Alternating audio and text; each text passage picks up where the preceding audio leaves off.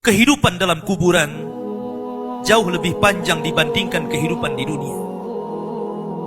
Nabi SAW bersabda, "A'maru ummati baina sittina wa sab'in."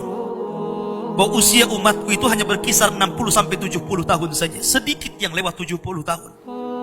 Kalaupun ada usia yang sampai 100 tahun itu sedikit sekali.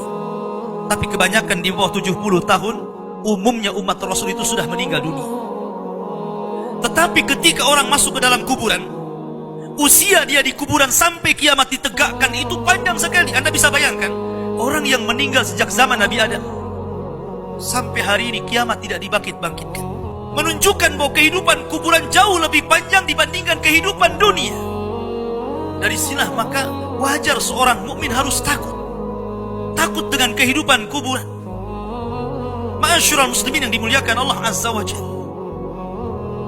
Tetapi para ulama mengatakan, apakah orang yang mendapatkan azab kubur itu munqati atau mustamir, terus menerus ataukah terputus? Kata para ulama, azab kubur itu hanya terputus dengan tiupan sangkakala Israfil.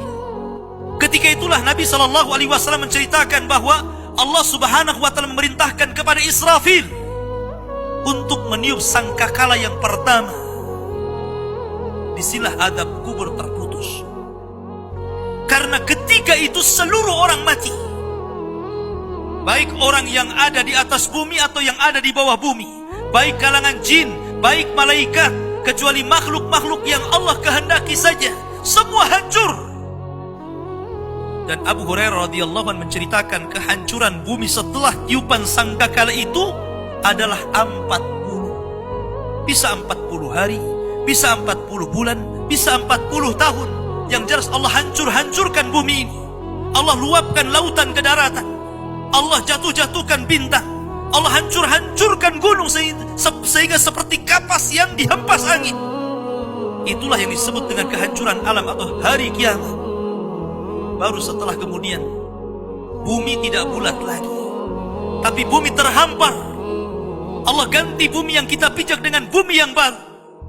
Itulah yang disebut dengan padang mahsyar. Maka disitulah Allah Subhanahu wa Ta'ala memerintahkan Israfil untuk meniup sangkakala kebangkitan. Yang kedua kalinya Israfil pun kemudian meniup sangkakala. Maka dari situlah manusia keluar dari perut bumi. Wa akhrajatil ardu athqalaha. Allah keluarkan beban-beban beratnya. Disitulah orang-orang yang beriman, ketika mereka muncul dari kuburan, maka mereka akan berkumpul dengan keluarganya.